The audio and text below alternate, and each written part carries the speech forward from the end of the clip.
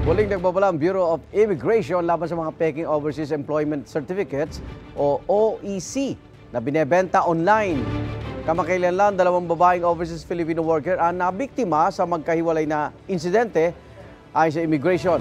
Papunta raw sana sa UAE at Kuwait ang dalawa pero peki pala ang OEC na nabili nila sa online messaging apps. Sabi ng Bureau of Immigration, may tuturing na human trafficking yan.